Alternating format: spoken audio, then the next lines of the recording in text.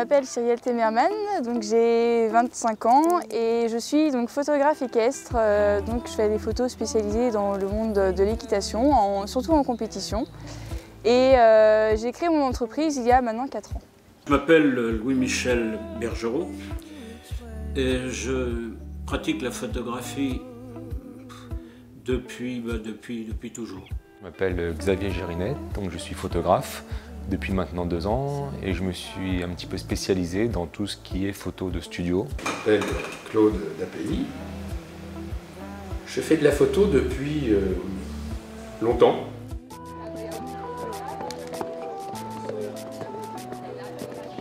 Je spécialise dans les chevaux parce que c'est quelque chose que j'ai toujours aimé, c'est une passion que j'ai depuis petite, que j'ai eue de mes parents.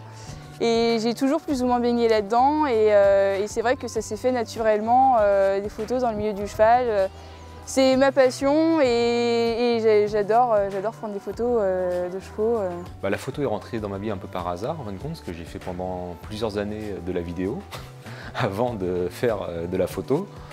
Je suis arrivé à la photo parce que la vidéo ça me prenait trop de temps, donc la post-production c'était un peu trop long.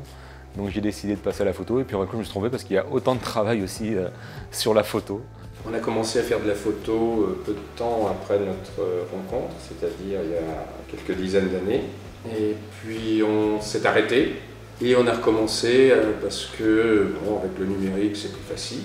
J'ai eu mon premier appareil photo comme tout le monde à la communion à 12 ans, si bien que j'ai pratiqué la photo d'amateur.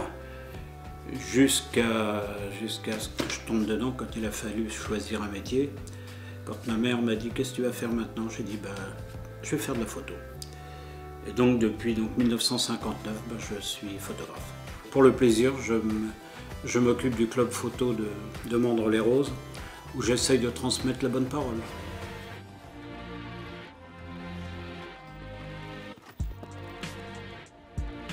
Ce que j'aimerais transmettre dans mes photos, déjà l'aspect sportif, performance, et après le côté un petit peu émotionnel et relationnel entre le cavalier et le cheval. Ce que j'aime bien transmettre à travers mes photos, c'est de l'émotion. Je pense comme tout photographe. C'est essayer de capturer cet instant que tout le monde a envie d'avoir. Essayer de faire passer aussi des messages à travers des situations. Quand je suis dans un contexte professionnel, bien entendu, je fais les images que mes clients me réclament.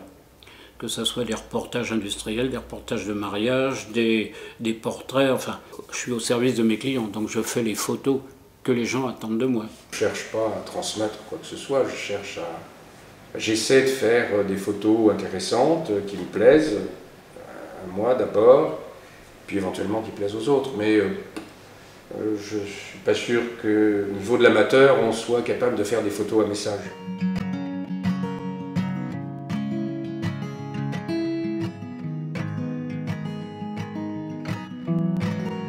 Le numérique a eu un énorme avantage, c'est de désacraliser le geste photographique, ce qui fait que des photos, enfin des images, vous secouez un ordinateur, elle en tombe 10 millions par jour, mais la photo, ça c'est une autre paire de manches. Je fais partie des nouveaux photographes qui ont commencé la photo à partir du numérique. C'est quand même 2 écoles différentes par rapport à l'approche qu'on a de la photo. C'est vrai que moi, par rapport à ce que j'ai vécu et par rapport à la façon dont j'aborde l'outil informatique aussi pour la post-production, c'est un petit peu différent de la personne qui a commencé à travailler à l'argentique. On ne travaille pas tout à fait de la même façon. C'est une autre technique, c'est une autre époque, donc on dit qu'il faut vivre avec son temps, mais il y a quand même des gens qui sont restés très accrochés à la technique photo argentique. J'ai beaucoup de commandes en tirage papier et très peu en numérique au final parce que les gens préfèrent le tirage papier pour les mettre dans des albums photos, dans des cadres pour les accrocher dans leur chambre. Le support, qu'il s'appelle pellicule ou qu'il s'appelle capteur, c'est rigoureusement la même chose au niveau de la pensée photographique. La photo, ça commence d'abord dans la tête, c'est d'abord une émotion. Mais la démarche intellectuelle qui décide d'appuyer sur le bouton, forcément, ne tient pas compte du type d'appareil que l'on a.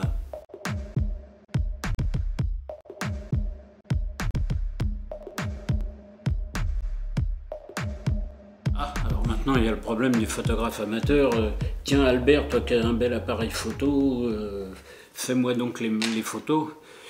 Et puis après, ben, on vient me voir, on me dit non, là le cousin il m'a complètement raté les photos, comme que ça se fait et tout, ben, parce que faire du social par exemple, de ce qu'on appelle les événements sociaux, il faut déjà être détaché, il ne faut pas faire partie de la famille, parce que sinon c'est foutu. Ensuite, connaître son truc, et puis avoir de l'autorité. Le marché des photographes est devenu plus important, donc il y a beaucoup plus de photographes qu'à une certaine époque sûrement, du fait des outils qui se sont simplifiés, enfin simplifiés peut-être pas dans la commande, parce c'est vrai qu'il y a beaucoup de commandes, mais c'est vrai que c'est accessible à tout le monde, en termes de prix, tout le monde peut devenir photographe quoi, quasiment maintenant, même avec un petit appareil photo, on peut arriver à réaliser de superbes choses. Par rapport à la pratique que j'ai, le studio, je ne suis pas impacté par les amateurs, quoi, entre guillemets, parce que c'est comme une démarche, il faut savoir gérer les lumières, c'est beaucoup de matériel, c'est beaucoup de technique. C'est pas, enfin, il y a quelques amateurs qui se lancent dans le studio aussi, je ne dis pas que personne n'y va, mais c'est vrai que je suis quand même moins impacté que quelqu'un qui ferait de la photo basique en extérieur, ou voilà, etc. Les amateurs, ils prennent beaucoup de photos, mais j'ai la chance d'être au milieu du terrain et du coup d'être privilégiée et de pouvoir, moi, circuler un petit peu partout et de choisir un petit peu mes plans de vue. Alors qu'un amateur, il va rester sur le bord de la piste et il va faire les photos de là où il est, il ne pourra pas bouger. Dans la mesure où je ne suis qu'un amateur, j'aime bien me frotter aux professionnels parce qu'ils ont des choses à apprendre. Louis Michel, par exemple, qui est un vrai pro, un vrai photographe, dans l'âme, dans le sang, dans ses tripes, il a plein de choses à transmettre.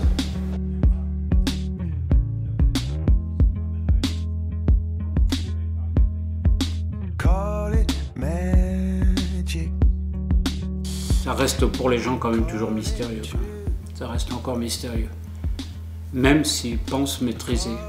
J'entends, on appuie sur le bouton, on met son fichier dans l'ordinateur, on imprime sur son imprimante et on a fait une photo, c'est sûr. Sans passer par le photographe. Si on a vraiment envie de faire de la photo, c'est un petit monde à part. Hein. Chacun chez soi, et les vaches sont bien gardées.